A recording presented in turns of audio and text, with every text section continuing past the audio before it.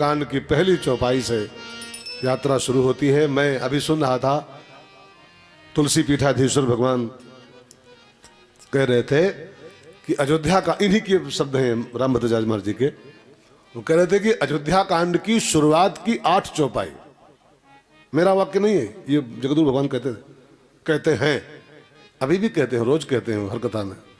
अयोध्या कांड की पहली 8 चौपाई, मैंने पहले दोहे और दूसरे दोहे के बीच में जो चौपाइयां हैं, ये 8 चौपाई जो नित्य पाठ कर ले,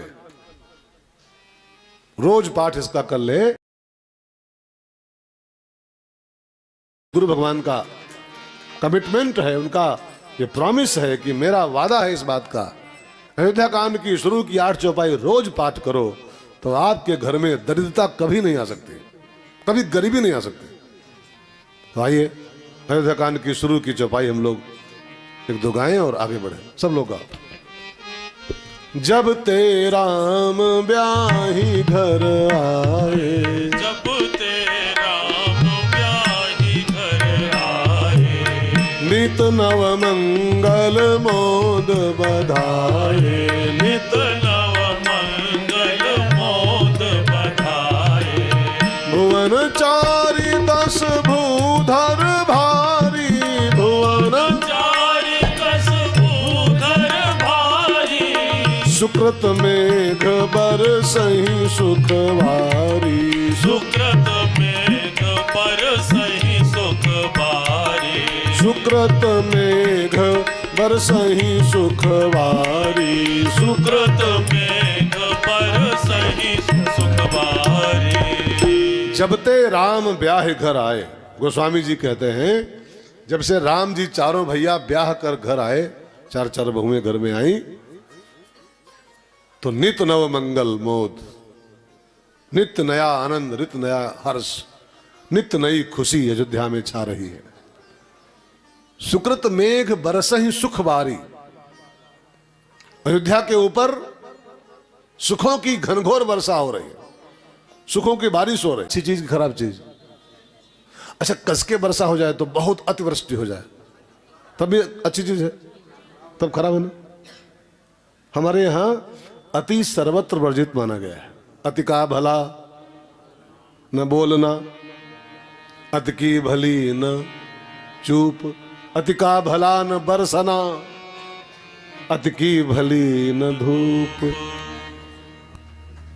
अति सर्वत्र वर्जित होता है। अति धूप हो जाए तो इंसान दग जाएगा, अति वर्षा हो जाए तो बाढ़ आ जाएगी, सब फसलें नष्ट हो जाएंगी, दुकानें बुड़ जाएंगी, सब डूब जाएंगे, इंसान डूब जाएंगे। अयोध्या जी में यही प्रॉब्लम आ गई भाई बहनों। अयोध्या जी में सुकृत मेघ बरसहि सुख बारी, अतिवृष्टि सुखों की शुरू हो गई, और जहां पर अति सुख हो जाता है ना, वहां से फिर राम का वनवास हो जाता है। जिसके जीवन में अति सुख आ गया उसके जीवन से राम का निष्कासन हो जाता है। राम माने क्या होता है? राम माने धर्म, राम माने मर्यादा। और जिसके जीवन में सुख की अति हो जाए उसके जीवन से फिर मर्यादाओं का निष्कासन हो जाता है, फिर वो धर्म को निकाल कर बाहर कर देता है। दुख में सुमिरन सब करे और सुख में करे न कोई। सुख में इंसान राम को भूल जाता है, राम को जीवन से आउट कर देता है, और जीवन से राम का निष्कासन हो जाए यही तो राम वनवास है। जीवन से धर्म को निकाल दिया जाए यही तो राम वनवास। राम माने धर्म, रामो ही विग्रहवान धर्मा। धर्म को जीवन से इंसान कब निकालता है? जब वो अति सुखी होता है। इसलिए मेरी एक विनती है, अब मानोगे तो नहीं लेकिन मांग लेना कामद भगवान से। हाँ, कामद है ये, कामद। वो कामतानाथ तो ठीक है लेकिन उसका नाम वास्तव में कामदगिरी। कामद माने क्या होता है? काम द, काम द। जो भी कामना लेके जाओगे परिक्रमा करने, काम द। जो हमारी कामनाओं, एक कामना मेरी प्रार्थना से कर लो और कामता भगवान से। अब की जब परिक्रमा लगाना, अब की वाली, इसके बाद वाली, तो जब मत्था टेकना तो मांगना कि ठाकुर जी एक आधा दुख भी देते रहो हमको। हाँ, मांगोगे तो नहीं जानते हैं लेकिन अब लेकिन कहने में क्या लगता है यार अपना। एक आधा दुख जीवन में होना चाहिए। एक आध दुख रहता है तो इंसान राह पर रहता है। कष्ट में इष्ट दिखाई पड़ता है, कष्ट न हो तो इंसान इष्ट को भूल जाता है। कोई भी कष्ट ना हो तो इष्ट कहां आता है। सुख में करे न कोई। भागवत में एक मां है कुंती, उसने मांगा है भगवान से दुख कि हमको दुख दीजिए, दुख दो हमको। और हम आप कुंती न बन पाए कम से कम, लेकिन दुख की बड़ी महिमा है भाई बहनों। जीवन में दुख होता है तो इंसान को राम याद आते हैं। अयोध्या में अति सुख हो गया और इसी बीच एक घटना और घट गई। क्या हुआ, दशरथ जी का दरबार लगा था और दशरथ जी दरबार में ज्यों पधारे तो उनकी बड़ी प्रशंसा होनी शुरू हुई। अब राजाओं की प्रशंसा होती ही होती है। राजा और महाराजा दोनों, राजा और महाराजा इन दोनों की बड़ी तारीफ होती है। हम लोगों की भी बड़ी प्रशंसा होती है, बड़ी तारीफ होती। तारीफ सुनने में खाली मिठाती है, बाकी बड़ी जहर जैसी होती है। तारीफ विष होती है लेकिन लगती बड़ी मीठी है सुनने में। अभी कोई आए मेरे कमरे में मिलने, अब बोले महाराज रमेश भाई जी क्या कथा बांचते हो तुम। तो भले मुंह से न बोले, अंदर गुलगुला बनने से होते। वाह रमेश भाई शुक्ल, क्या क्या बड़ाई हो रही तुम्हारी। राजाओं की और महाराजाओं की, इन दोनों की बड़ी प्रशंसा होती। अब राजा साहब जो दरबार में आए, दशरथ जी, दरबारी उनके सब खड़े हो गए स्वागत में और खूब प्रशंसा करना शुरू किया। जब प्रशंसा सुनते हुए महाराज जी अपने सिंहासन के पास आए तो प्रशंसा सुनने के बाद उन्होंने तुरंत एक काम किया। ये खाली कथा मत सुनिएगा, प्रशंसा सुनने के बाद हर इंसान को, जिसकी समाज में खूब प्रशंसा होती हो, उसको ये काम करने में देर नहीं करनी चाहिए। ये काम जो दशरथ जी करने जा रहे हैं। राय सुभाय मुकुर कर लीना, राय सुभाय मुकुर कर लीना, बदन बिलोकी मुकुट समकीना, बदनु बिलोकी मुकुट समकीना। महाराज जी ने तुरंत दर्पण हाथ में लिया।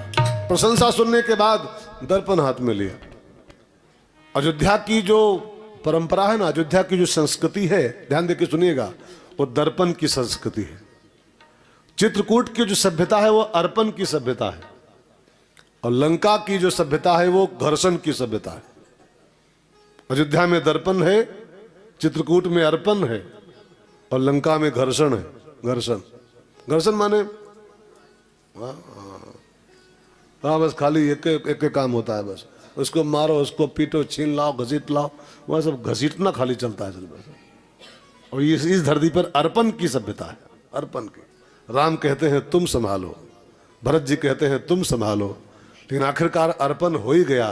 प्रभु करी कृपा पावरी दीन्ही, सकल मुनिन के आश्रमन जाय जाय सुख दीन। ये देने की धरती है, देने की, यहाँ अर्पण होता है, अर्पण। बात समझ में आ रही। अयोध्या घर्षण की सभ्यता, चित्रकूट अर्पण की सभ्यता, और अयोध्या दर्पण की सभ्यता है। वहां सब दर्पण देखते हैं। लंका में कोई दर्पण नहीं देखता है। हाँ, लंका में दर्पण नहीं। दर्पण देखता तो फिर रावण साधु हो जाता। दर्पण देखना माने, दर्पण देखने का अर्थ कोई गलत मत करना कि वो शीशा देखना। दर्पण देखना माने होता है आत्मनिरीक्षण, अपना चेकअप, सेल्फ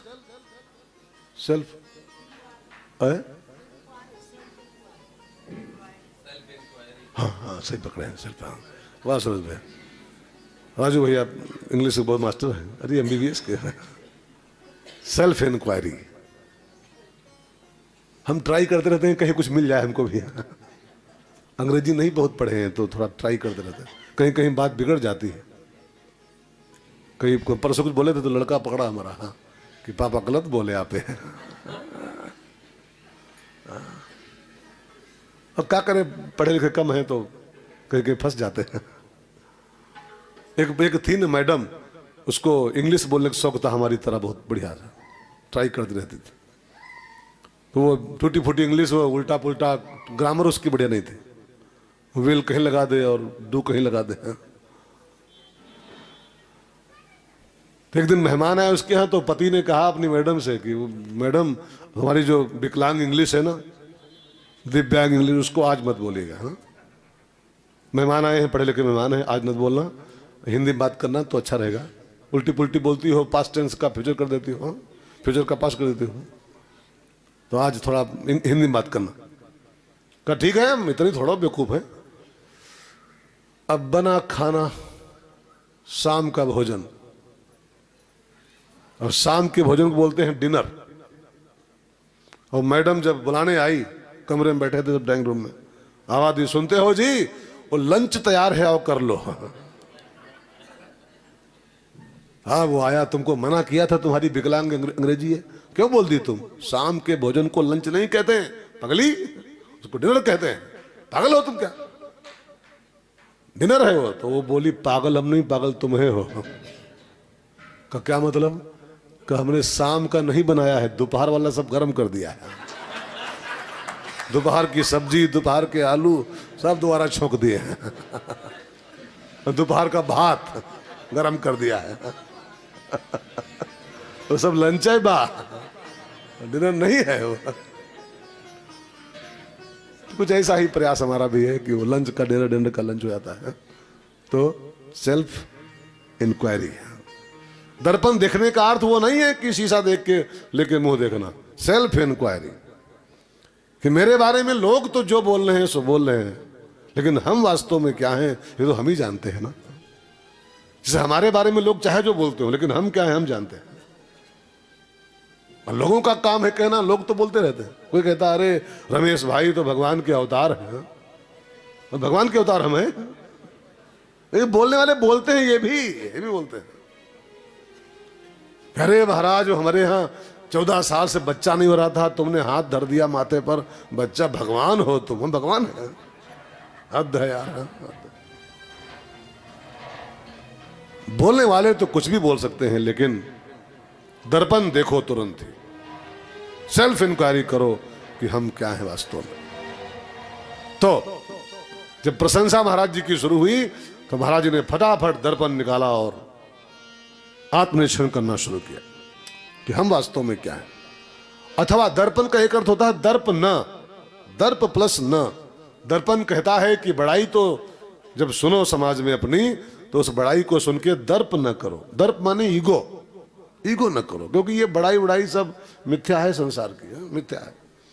अभी ये समाज आज बड़ाई करता है, तनिक चुक जाओ अभी तुरंत बुराई करना शुरू कर देगा।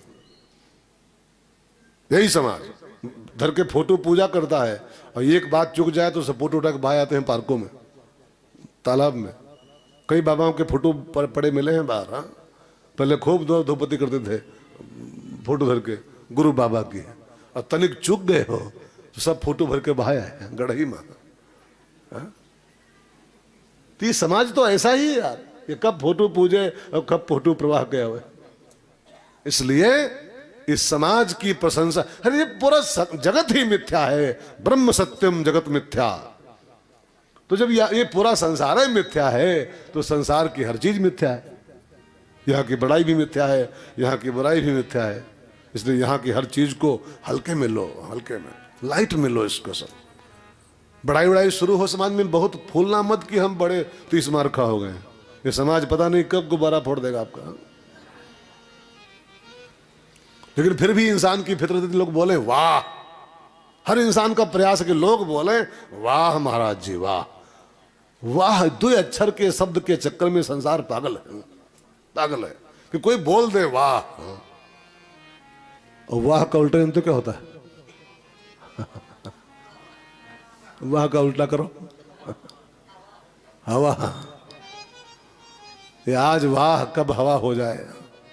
आज की वाह ये मिनटों में हवा हो सकती है, मिनटों में। ये लफड़ा मत पालो। दशरथ जी जो बड़ाई सुने तुरंत दर्पण निकाले, और दर्पण में देखते क्या है?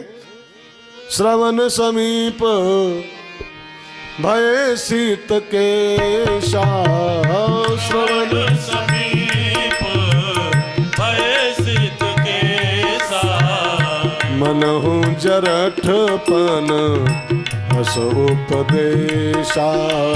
मनहु जरठपन हस उपदेशा।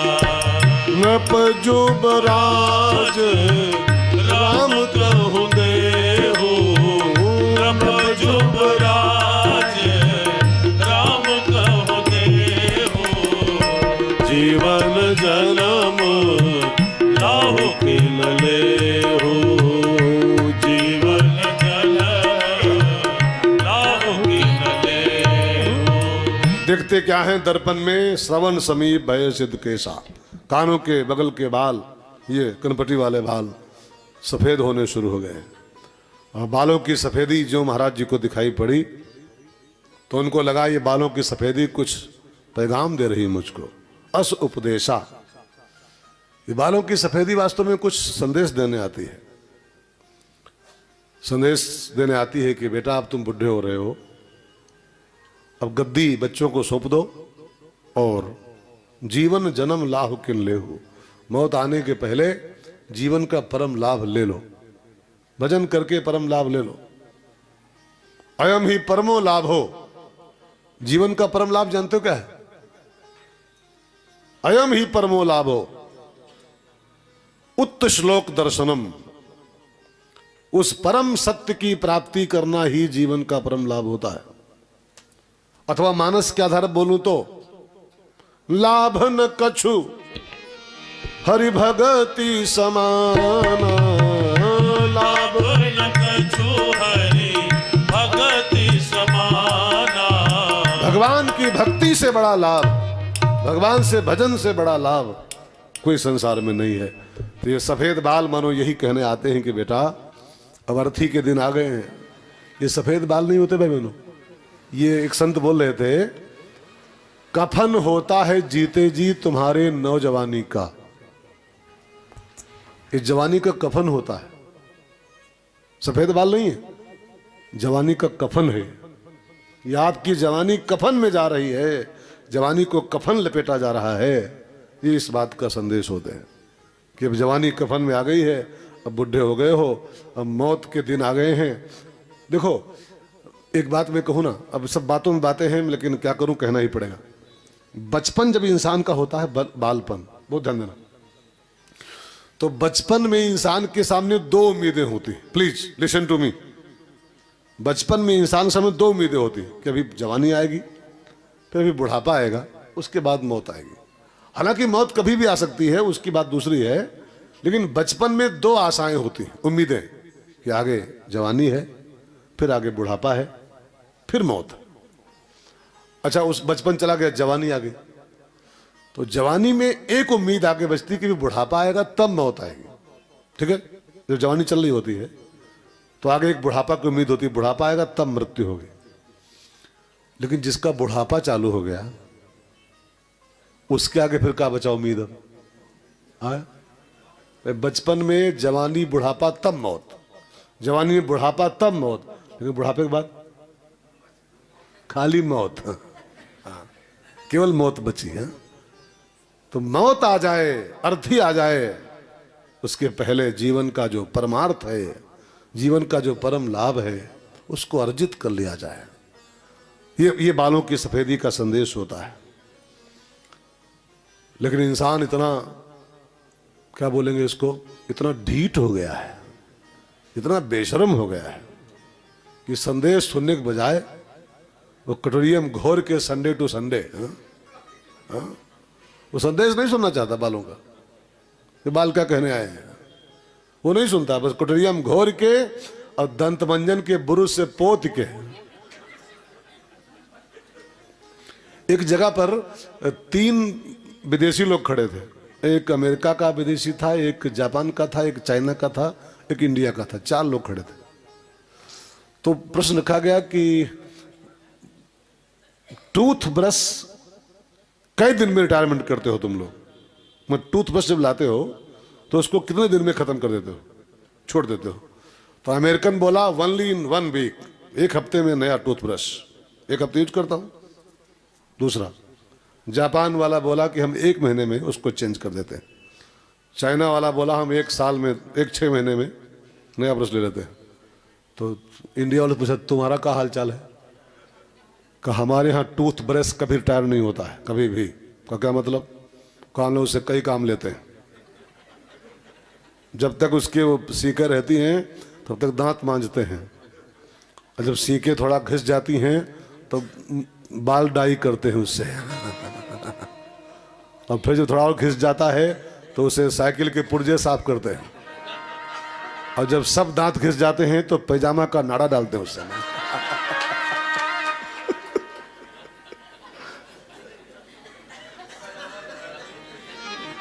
ब्रश कभी रिटायर नहीं होता हमारे।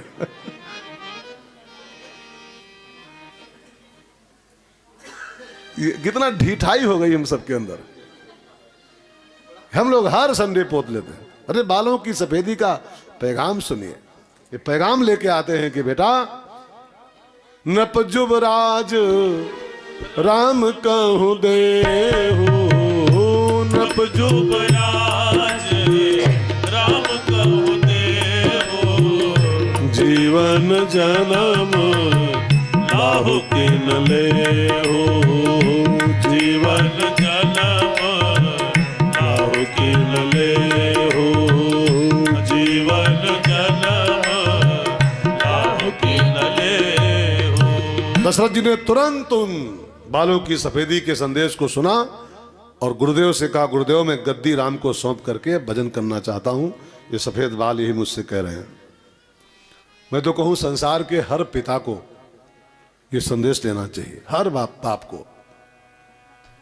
बालों की सफेदी दिखाई पड़े, बुढ़ापा शुरू हो जाए तो गद्दी राम को सौंप दो। राम माने आपके जो बेटे हैं, आपके जो बच्चे हैं। अब तुम बुढ़े हो गए हो, मतलब बच्चे मैच्योर हो गए, समझदार हो गए। और जब बच्चे मैच्योर हो जाएं और आप बुढ़े हो जाओ तो लाइबिलिटी, सत्ता माने लाइबिलिटी, गद्दी माने लाइबिलिटी होता है। बच्चों पर डाल करके बेटा संभालो, अब थोड़ा हमको हल्के होने दो, अब हल्के होके हम राम राम करेंगे, अब कुछ उधर की तैयारी करेंगे। खुदा के पास जाना है, न हाथी है न घोड़ा है, वहां पैदल ही जाना है, तो कुछ वहां की तैयारी करने दो हमको। अब संसार के हर बाप को ये संदेश लेना पड़ेगा। हम भी ले, ऐसा नहीं कि हम बड़े लाट साहब हैं। जिंदगी भर मत ढो, कोल्हू के बैल मत बनो। हमारा आपका जीवन वो कोल्हू का बैल होता वैसे बीत जाता है पूरा। बस चलते रहना खाली कोल्हू बैल की तरह, डिगर डगर डगर डगर बस। कई लोग मैं देखता हूँ 85-90 साल के बड़े हुए हैं ना, और तब वो चल नहीं पा रहे हैं ठीक से, लेकिन दुकान की कुंजी पकड़े दुकान चाबी जा रहे हैं। पूछो कहाँ जा रहे बड़ो? दुकान खोले जा रहे हैं ना। तो पूछो दुकान तुम खोलोगे? अब कहो हम नहीं तो कौन खोलेगा? मर जाए तो कौन खोलेगा भैया? मर जाए तो कौन खोलेगा? ये मजाक नहीं है जी, ये हकीकत है। मैं आपको अकर्मण नहीं बना रहा हूं कि आप काम न करो, लेकिन एक अवस्था के बाद, एक स्टेज के बाद लाइबिलिटी थोड़ी कम करके, थोड़ा बोझ कम करके बच्चों पर थोड़ा सौंपो कि बेटा संभालो, आपका अब है समय, हमको राम राम करने दो। मैं भी एक कथा में था, कहाँ की बात है कब खबर नहीं, देवेंद्र नगर। हाँ, तो मुझे एक घर में खाना खाने जाना था, कहीं पन्ना वन्ना में, देवेंद्र नगर में शायद। तो एक घर में मैं खाना खाने गया, वहाँ मुझे एक बहुत अच्छी घटना दिखाई पड़ी, आंखों देखा मैंने उसको, अच्छा लगा। तब मैं उसको दृष्टांत बना दिया जीवन का अपने। कथा में कहता हूँ तभी से मैं। तो एक घर में मैं खाना खाने गया, वो 3-4 भाई थे, वो 4 भाई। पापा जी जिंदा थे अभी। बोले गुरुजी, ये पापा जी जो हमारे हैं ना अभी जिंदा है। बोले जिस दिन का 65 पूरा हुआ था, 65 साल, तो 65वां बर्थडे मनाने के बाद उसी दिन शाम को हम चारों बच्चों को बुलाए, चारों भाइयों को, और बोले बेटा बहुत लाइबिलिटी उठा लिया, आज के बाद अब हम कुछ नहीं करेंगे, केवल माला करेंगे, बस केवल भजन करेंगे। और बोले वो चारों बेटे, गुरुजी वो दिन है, अभी वो 85 साल के लगभग हैं, 20 साल हो गए, केवल माला करते हैं, जो भी थाली में आ जाता है, जो भी आ जाता है, वो रूखा है, सूखा है, गीला है, कच्चा है, पक्का, इफ बट किए बिना उसको पा लेते हैं, अब बस फिर माला, फिर माला। मुझे खुशी हुई कि एक अवस्था के बाद इंसान को बहुत लादना नहीं चाहिए। कबीर का एक दोहा याद रखिएगा भाई बहनों, थोड़ा कड़वी बात है लेकिन याद रखिएगा। बाबा कबीर ने कहा है, हल्के थे सो तर गए, बूढ़े जिन सिर भार। थोड़ा और हिंदी भाषा में सुनो, हल्के थे सो तर गए। अब बूढ़े कौन बूढ़ता है? जिन सिर भार, जो लादे बैठे हैं सब, वही बूढ़ जाते हैं भवसागर में। कोई भी नदी पार करनी हो तो हल्का होना पड़ता है पहले, नाव ना हो, खाली इसे तैरना हो, निकलना हो उसमें से, तो आपको हल्का होना पड़ेगा। हल्का ही इंसान तैर पाता है। 50 किलो गेहूं लाद के कोई तैरो तो तैर पाएगा? बुड़ जाएगा लेकर लोड पूरा हो। तो हल्के थे सो तर गए। एक छोटी मोटी नदी नहीं पार कर मिलती है लोड लाद करके, तो भवसागर तो बहुत चौड़ा है, बहुत बड़ा है। इसलिए बिल्कुल हल्के हो लो एक स्टेज के बाद। मैं आपको काम छोड़ने की रहने दे रहा हूं, लेकिन थोड़ा हल्के हो जाओ, बहुत लाद के मत जियो एक अवस्था के बाद। तो महाराज जी ने फैसला किया, बस बहुत हो गया, बहुत हो गया। अब गद्दी राम को सौंप के मैं राम राम करूंगा।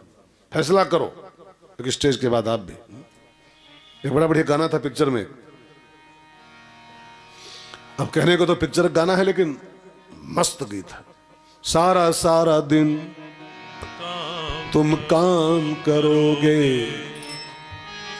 प्यार कब करोगे,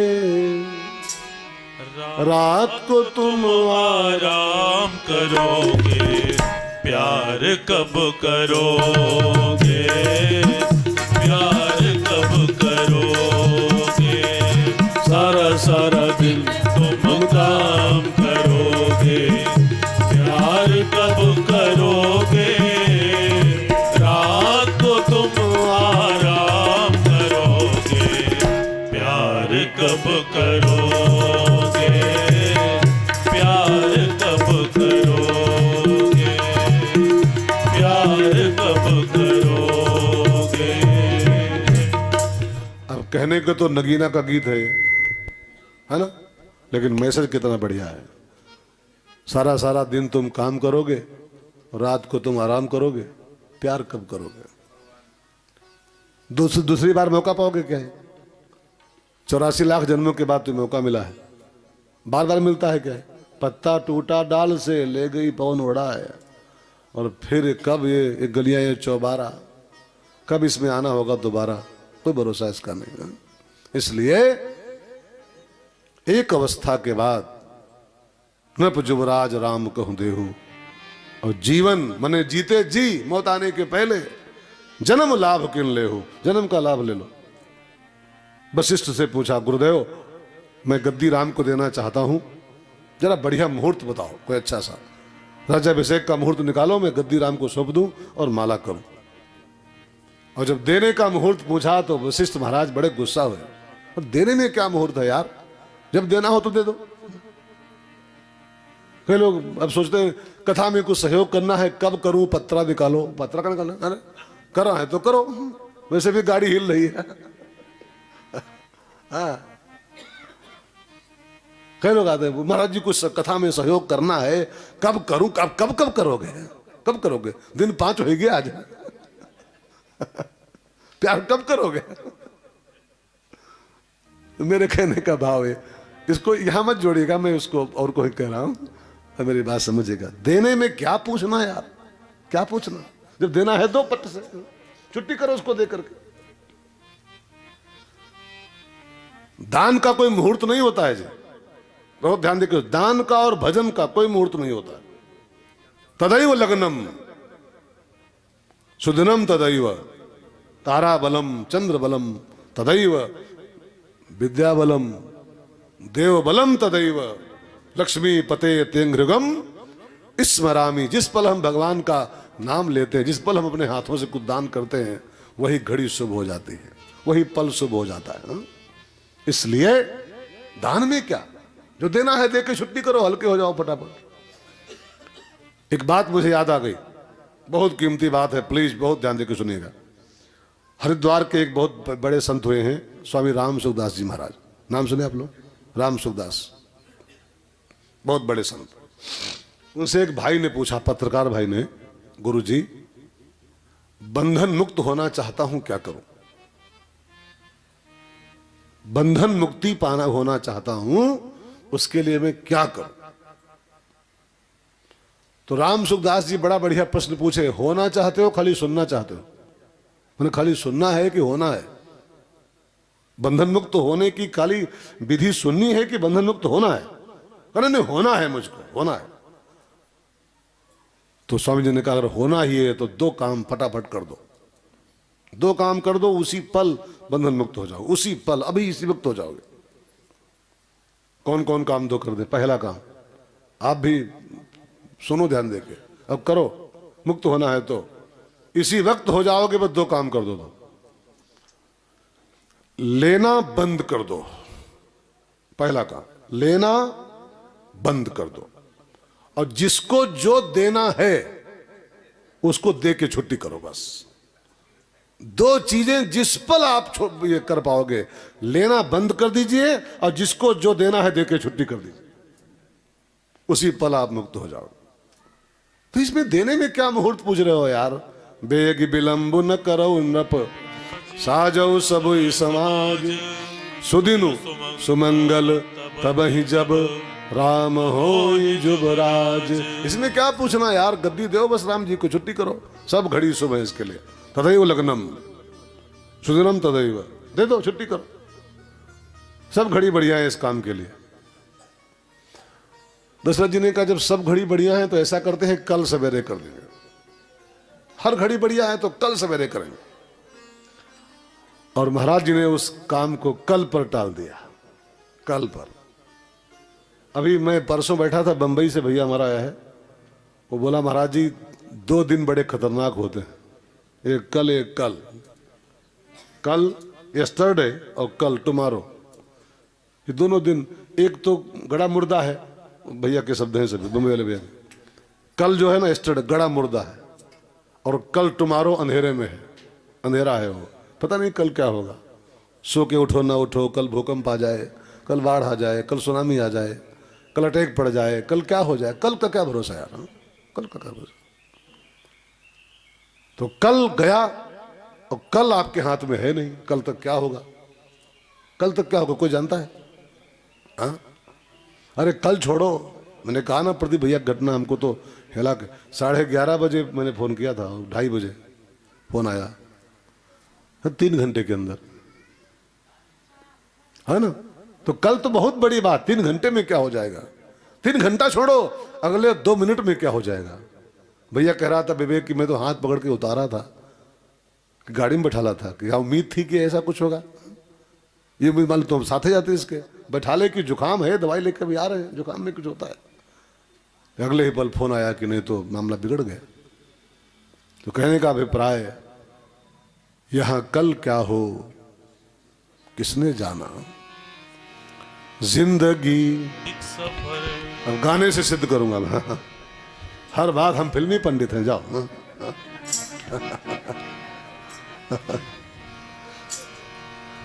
जिंदगी एक सफर है सुहाना, यहाँ कल क्या हो किसने जाना। जिंदगी एक सफर है सुहाना, यहाँ कल क्या हो किसने जाना।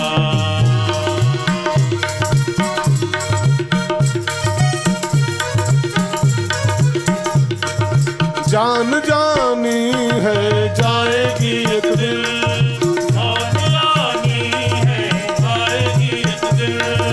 जान जानी है जाएगी एक दिन, मौत आनी है आएगी एक दिन। ऐसे बातों से क्या घबराना, यहाँ कल क्या हो किसने जाना। जिंदगी एक सफर है सुहाना, यहाँ कल क्या हो किसने जाना। इस गाने को गाने का हमारा मकसद खाली एक लाइन पर केवल था, यहां कल क्या हो किसने जाना। स्कीम भले बनाओ कि कल ये, लेकिन कल क्या हो। महाराज जी ने कल पर टाल दिया, अनाउंसमेंट भी कर दिया, कल राम जी का राज्याभिषेक, कल राम की गद्दी। अब पूरी पब्लिक में ये खबर फैल गई बिजली की भांति, कल राम राज्याभिषेक होगा, कल राम की गद्दी होगी। घर घर में बधाइयाँ बजनी शुरू हुई। और फिर तो गोस्वामी जी कहते हैं अयोध्या का ये बधावा देवताओं को नहीं सुहारा है। देवताओं की स्कीम दूसरी थी। उनका प्लान था कि राम राजा ना बने, राम जंगल को जाए, तो रावण को मारे और रावण को मार के आए, तब गद्दी बैठे, तब राजा बने। और वास्तव में भाई बहनों एक बात आप ध्यान देकर सुनिएगा, वास्तविक अर्थों में राम राज्य की स्थापना तभी हो सकती है जब रावण राज्य खत्म हो जाए। एक गद्दी पर रावण का राज्य होता रहे, चलता रहे, एक गद्दी पर राम बैठ जाए, तो वो संपूर्ण राम राज्य नहीं है, अधूरा राम राज्य हो। देखो दशरथ और दशमुख का राज्य एक साथ चल सकता है। आप मेरा ध्यान देकर सुना मेरे को, दशरथ भी चक्रवर्ती सम्राट थे और दशमुख भी चक्रवर्ती सम्राट था, पूरी पृथ्वी का राजा। तो दशरथ और दशमुख तो संग संग राज्य कर सकते हैं, लेकिन दशमुख और राम एक साथ राज्य नहीं कर सकते। तो देवताओं का प्लान था ये अधूरा राम राज्य किस काम का, कि एक गद्दी पर रावण राज्य करता रहे, एक गद्दी पर राम जी बैठ जाएं, कैसा राम राज्य। रावण मरे तब राम राजा बने तो राम राज्य, संपूर्ण राम राज्य होगा। तो देवताओं की स्कीम तो दूसरी थी, रावण मरे तब राम राज्य हो। तो माता सरस्वती को भेजा कि जाओ देवी और मां ऐसा कोई काम करो, मां ऐसा कोई काम करो जिससे भूभार हरण होवे। मां ऐसा कोई काम करो जिससे भूभार हरण होवे। भगवान राम बन को जाए, भगवान राम बन को जाए। रावण का शीघ्र मरण होवे। भगवान राम बन को जाए। रावण का शीघ्र मरण होवे। मां अयोध्या जाओ और ऐसा गेम बिगाड़ो कि दशरथ जी की सारी स्कीम फेल हो जाए। कल राम गद्दी पर नहीं, कल राम जंगल को जाए। अब माता सरस्वती आई और आके अयोध्या के ऊपर घूम रही थी, किसकी मति फिराऊं, कौन राम राज्य में डिस्टर्ब कर सकता है। तो कई माता सरस्वती को एक दासी दिखाई पड़ी, कैकेयी की दासी। उसका नाम था मंथरा। ये मंथरा जो है ना, ये दहेज का आइटम है बहनों, दहेज में आई थी। दो दहेज के आइटम बड़े खतरनाक साबित हुए। एक शकुनी आया था महाभारत में, दहेज का आइटम था वो, शकुनी लिंगड़ा, हाँ? और दूसरे कुबड़ी, ये भी दहेज का आइटम है। और ये कैकेयी के संग दहेज में आई थी। और दहेज के दोनों आइटम कितना विनाशकारी सिद्ध हुए हैं। ये दहेज का आइटम कुछ खतरनाक होता ही है यार। इसलिए इंसान को बस दहेज, दुल्हन ही दहेज है इतना देखना चाहिए, दुल्हन ही दहेज। लेकिन कई बूढ़ा होती है ना, कई बुढ़िया सासुएं, वो कितनी बढ़िया बहू आई नहीं देखते, कितनी बढ़िया बहू नहीं देखेंगे। अरे आई तो है अलमारी नहीं लाई है, बहुरिया तो आई है फ्रिज नहीं लाई। बूढ़ा का फ्रिज में बंद करके वह हम ताला मार दे। हाँ, बूढ़ा वह पथरा हो जाए के अंदर। हाँ, कई बहुरिया तो ठीक है फ्रिज नहीं लाई। हाँ। मैं तो एक बात कहूं ना, बहू क्या लाई है ये देखना बंद करो। बहू क्या क्या छोड़ के तुम्हारे घर आई है। अपनी मम्मी छोड़ा है, अपना पापा छोड़ा है, अपने भाई छोड़ा है, अपना घर परिवार छोड़ा है, कितना छोड़ के तुम्हारे घर आई है, इस बात पर ध्यान दो। क्या लाई है तो बहुत छोटी, तो भिकमंगी वाली बात हो जाएगी। क्या लाई है छोड़ो, क्या क्या त्याग के तुम्हारे घर आई हो, क्या क्या छोड़ के तुम्हारी बहू बन के आई हो। तो ये दहेज के आइटम बड़े खतरनाक होते हैं। शकुनी और मंथरा दोनों दहेज के थे, दोनों ने बड़ा विनाश किया है। मंथरा मिल गई दहेज वाली आइटम और गई गिरा मति धूत, मति फेर। माता सरस्वती ने उसकी मति फेर दिया। मंथरा वहां से भागी और कैकेयी का माइंड वॉश किया। और कैकेयी के दो वरदान महाराज जी के पास जो ड्यू थे, बहुत दिन की कथा है पुरानी सी, आप कथा जानते हो। तो दशरथ जी के पास दो वरदान पड़े थे उधार कैकेयी के, मंथरा ने उन्हीं को मांगने की प्रेरणा दिया, आज शाम को मांग लो।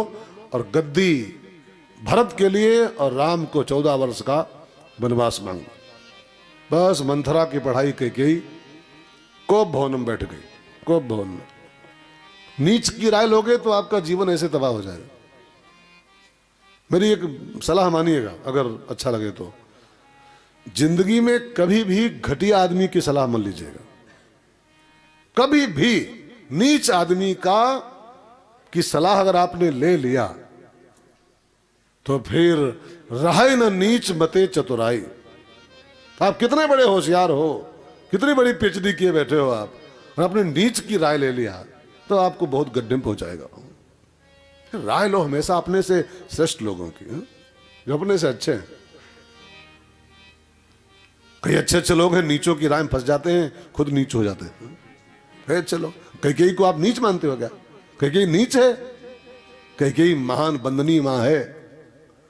और जिसकी कोख से भरत के ऐसा महापुरुष पैदा हुआ हो, वो कोई गंदी माता थी क्या? भरत के ऐसे साधु को पैदा करने वाली मां महान नारी थी वो, लेकिन वो नीच की राय ले लिया उसने। मंथरा जो बोली वो करना शुरू कर दिया, और परिणाम क्या हुआ? आज तक कैकेयी गाली खा रही, आज तक। अपना सारा पूरा फ्यूचर चौपट कर लिया उसने नीच की सलाह के कारण। और मंथरा की पढ़ाई कैकेयी कोप भवन में आई।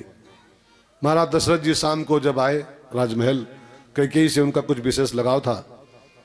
कैकेयी के महल में आए, पता लगा कोप भवन में है, मनाने पहुंचे तो कैकेयी ने मनाने के नाम पर दो वरदान मांग ली। सुनहु प्राण प्रिय भावत जी का, सुनहु प्राण प्रिय भावत जी का, देहु एक बर भरत टीका, देहु एक पर भरत टीका, तापस वेश विशेष उदासी, तापस वेश विशेष उदासी, 14 वर्ष राम बनवासी, 14 वर्ष राम बनवासी। पहला वरदान, जो गद्दी आप राम को देने जा रहे हो, वो गद्दी राम को नहीं भरत ही टीका, मेरे बेटे को दो, भरत जी को। और दूसरा वरदान, 14 वर्ष राम वनवासी, तापस वेश विशेष उदासी। उदासी माने क्या होता है? तापस वेश विशेष उदासी, उदासी माने क्या होता है? उदासी माने तो उदासीन, उदासीन। उदासीन माने क्या होता है? उदासीन एक संप्रदाय भी है, कोई उदासीन संप्रदाय, हाँ, उदासीन संप्रदाय। माता जी है ना उदासीन। उदासीन माने होता है, एक तो संप्रदाय है उसको छोड़ दो। अगर गीता में उदासीन की परिभाषा लिखी हुई है, गीता में, अनपेक्षा सुचिर दक्षा उदासीनो। उदासीन कौन है? इसमें 3 बातें हैं। वो परंपरा की बात, संप्रदाय की बात छोड़ दो, गीता के अनुसार जिसमें 3 बातें हैं उदासीन है वो। और जो उदासीन हो पाए वो गतव व्यथा। ये पूरा श्लोक ये है, अनपेक्षा सुचिर दक्षा उदासीनो गतव व्यथा। फिर उसके जीवन की सारी व्यथाएं गत माने समाप्त हो जाती हैं जो उदासीन बन पाए। उदासीन कौन है? अनपेक्षा सुचिर दक्षा, जो अनपेक्ष है, जिसको संसार की कोई अपेक्षा नहीं है। ठीक है? सुचिर माने जो पवित्र है अंदर बाहर से, और दक्षा माने जो कुशल है, कार्य कुशल है, दक्ष। और जिसमें 3 बातें आ जाएं उदासीन। कैकेयी माता अपने राम जी को उदासीन बनना चाहती, ये गतव व्यथा हो जाए, मेरा राम सारी व्यथाओं से ऊपर हो जाए। उदासीन, तापस वेश विशेष उदासी, 14 बरस राम वनवासी। और 2 वरदान मांग लिए कैकेयी मैया ने, राम का वनवास मांग लिया। ध्यान देना भाई बहनों, मनुष्य के जीवन की कैकेयी जब जब मंथरा की राय लेती है तब तब जीवन से राम का वनवास होता है। राम का अर्थ है धर्म, बहुत ध्यान देकर सुनना कथा को। राम माने धर्म, और जीवन से धर्म का निष्कासन कब होता है? जब हमारी आपकी कैकेयी मंथरा की राय लेती है। कैकेयी माने होता है मनुष्य के कर्म, ध्यान देकर सुनिएगा। कैकेयी माने क्रिया, और मंथरा माने लोभ। और जब जब हम लोभ की प्रेरणा से कर्म करते हैं, लोभग्रस्त क्रियाएं करते हैं, तब तब जीवन से धर्म का निष्कासन कर देते हैं। कर्म नहीं मना है, कर्म प्रधान, कर्म प्रधान है। अब दुकान करनी पड़ेगी आपको, नौकरी करनी पड़ेगी आपको, कुछ न कुछ जीविकोपार्जन के लिए करना पड़ेगा कर्म। ये संसार कर्म प्रधान है। लेकिन जब जब मंथरा की राय से हम कर्म करेंगे, लालच वश हम जब कर्म करते हैं, तो ऐसा कर्म जीवन से धर्म को निकाल के बाहर कर देता है। यही राम वनवास का वास्तविक अर्थ है। बाकी तो राम वनवास तो हुआ ही था, उसको मैं नकार नहीं रहा हूं, लेकिन वास्तविक अर्थ यह है राम धर्म का प्रतीक है, और धर्म हमारे जीवन से निकाल दिया जाए। लेकिन कब निकाला जाता है वो? जब जब हमारी कैकेयी मंथरा की राय लेती है, लोभ के वशीभूत होकर हम कर्म करते हैं। जैसे हम ये कर्म कर रहे हैं, ठीक है ना, ये हमारा कर्म, ये हमारी कैकेयी। राजू भैया कैकेयी दूसरी है, हमारे विवेक भैया की कैकेयी प्रिंटिंग प्रेस है, ठीक है ना, प्रिंटिंग प्रेस कैकेयी इनकी। हाँ? किसी की दुकान कैकेयी है, किसी की फैक्ट्री कैकेयी है, किसी की खेती कैकेयी है, किसी की नौकरी कैकेयी है, ठीक है ना, हमारी कथावाच की कैकेयी है। कैकेयी बुरी नहीं है, कर्म प्रधान है, वर्क इज वर्शिप, कर्म पूजा है। लेकिन मंथरा लोभ है, और जब हम मंथरा के कहने पर कर्म करते हैं, लालच हमारा हमसे कर्म करवाता है, तो फिर वो कर्म धर्म से विहीन हो जाता है। बस यही राम वनवास का वैज्ञानिक अर्थ है। तो मेरी विनती है, कर्म करो, लेकिन ध्यान रहे, ध्यान रहे। कर्म करो पर रहे ध्यान, पथ छूटे ना इतनी भरिए हवा गुब्बारा फूटे ना। कर्म करो पर रहे ध्यान, पथ छूटे ना, इतनी भरिए हवा गुब्बारा फूटे ना। कर्म करो पर रहे ध्यान, पथ छूटे ना इतनी भरिए हवा गुब्बारा फूटे ना।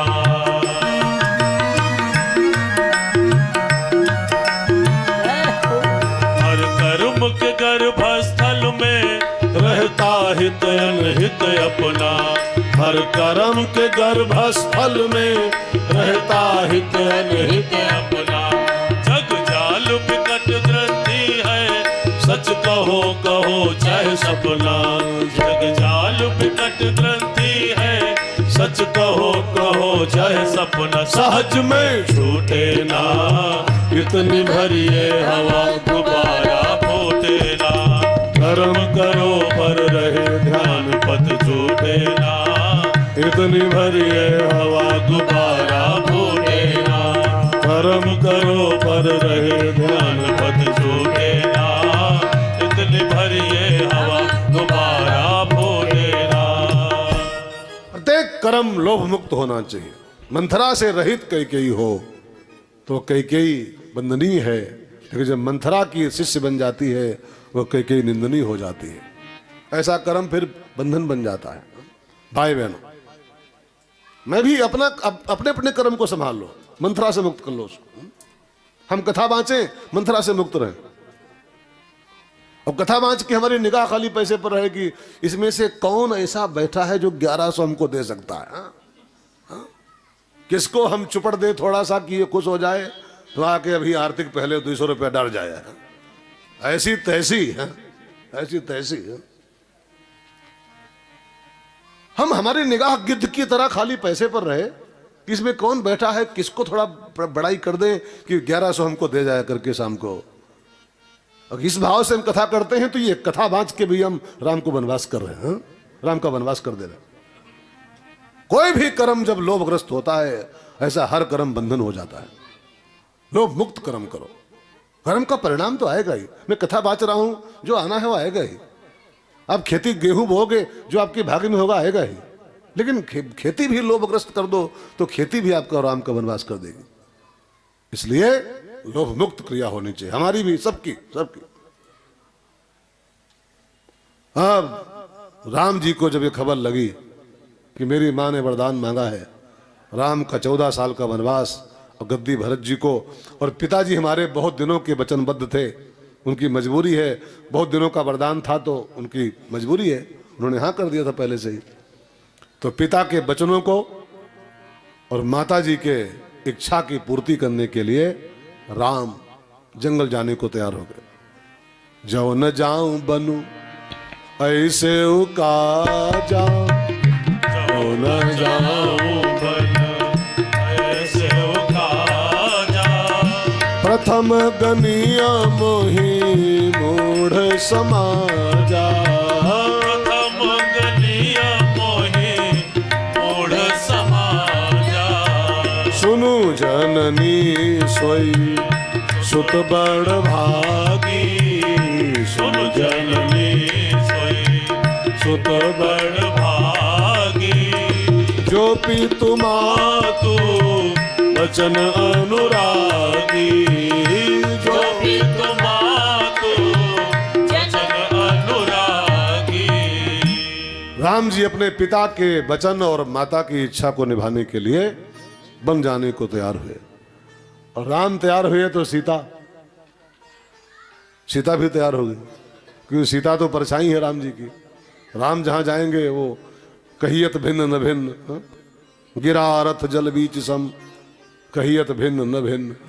वो कहाँ जा छोड़ सकती राम जी को, राम जी की छाया है वो कौन सा गाना था वो फिल्म में, एक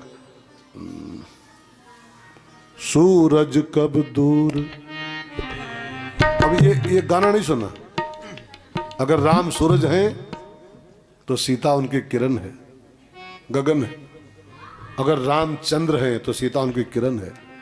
अगर राम पवन हैं तो सीता सुगंध है। अगर राम बगीचा है तो सीता उनकी बहार है। कहाँ दूर हो सकती है। अब राम जा रहे हैं तो जानकी कहाँ रह पाएगी।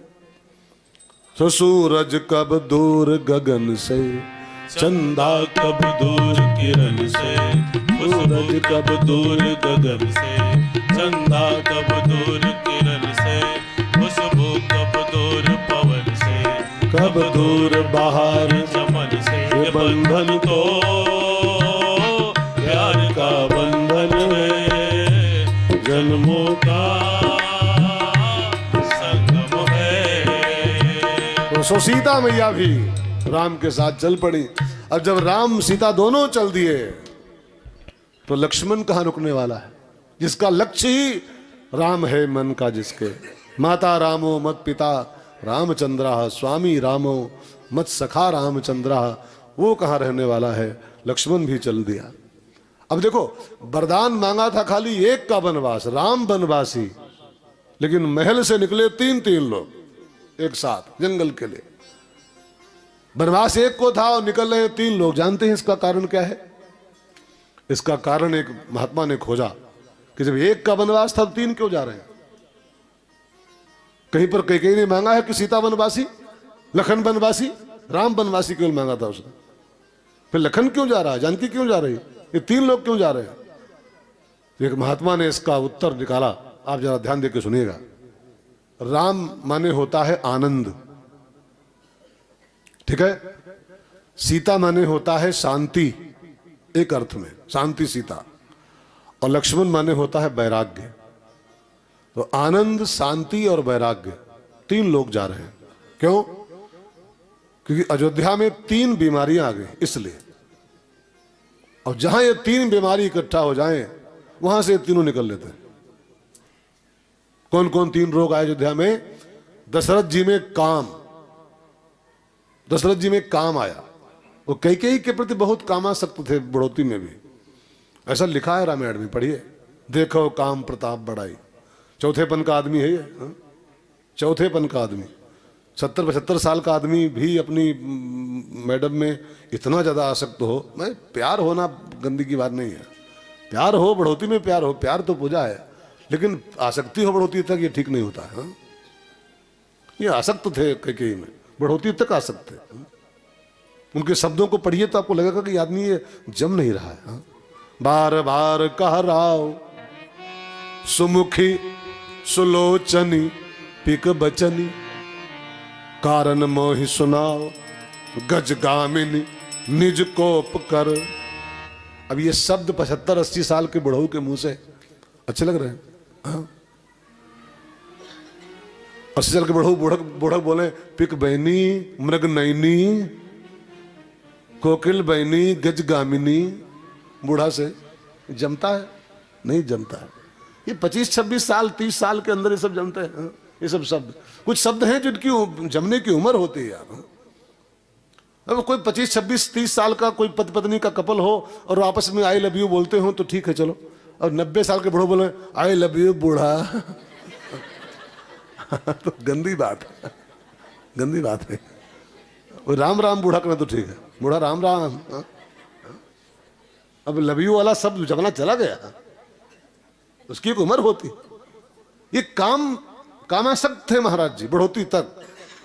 तो जहां काम होता है वहां राम नहीं होता है। दशरथ में काम था सो राम जा रहे हैं, जहां काम तहां राम नहीं। और कैकेयी में आ गया कोप क्रोध। अब जहां क्रोध होता है वहां से शांति निकल लेती है। दशरथ जी कैकेयी में कोप था, वो कहां बैठी है? कोप भवन में। कोप भवन, कोप माने क्रोध होता है, और जहां क्रोध आता है वहां से शांति निकल लेती है। और मंथरा में है लोभ, और जहां लोभ होता है वहां से वैराग्य रवाना हो लेता है। तो जहां काम तहां राम नहीं, और जहां क्रोध तहां सीता नहीं रुक पाएगी, और जहां लोभ आया वहां से वैराग्य निकल लेता है। सो राम सीता और लक्ष्मण तीनों निकल ले रहे हैं।